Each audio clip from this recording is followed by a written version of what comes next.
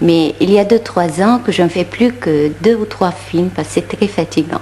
Vous avez commencé très jeune quand même, il faut bien le dire. Oui, oui. Je commençais à l'âge de 7 ans. Et c'est ça. Comment vous avez fait un film à 7 ans? Comment est-ce qu'on fait Non, un film c'est quand on a mes 7 ans? parents. C'est mes parents qui m'ont présenté au cinéma. Vous êtes une enfant martyre alors? Et je me rappelle bien que c'était un concours des enfants et ma mère, chaque concours d'enfants, il voulait me mettre dedans. Elle croyait que j'étais jolie. Et chaque fois, je sortais ou la 4e ou la 5e et elle était toujours furieuse, très fâchée. Et une fois, je suis sortie la 3e et il paraît que la photo a plu à un metteur en scène parce que j'avais les larmes aux yeux. Alors, il m'a engagée pour un film tout de suite. Est-ce que ça vous plaisait? Moi, j'aime beaucoup le travail du cinéma. Non, mais à cette époque-là, à 7 ans. Et je me rappelle bien, à partir de l'âge de 4 ans, j'ai joué toute seule dans ma chambre. Et je crois que mon père adorait le cinéma. Et il me voyait tout le temps comme actrice.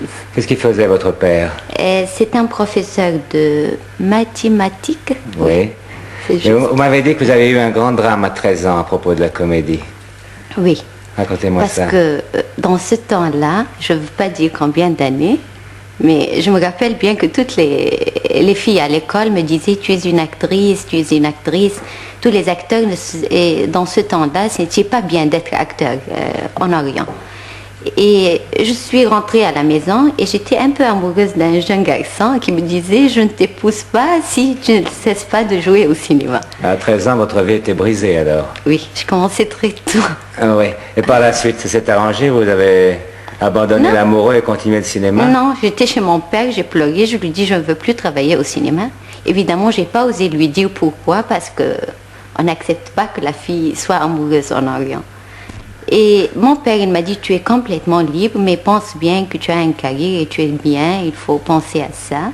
Et en même temps, mon frère aussi a été contre le cinéma, il était 2 ans plus âgé que moi. Mais enfin, et après ça, j'ai essayé de travailler de nouveau et je rentrais à l'école du théâtre.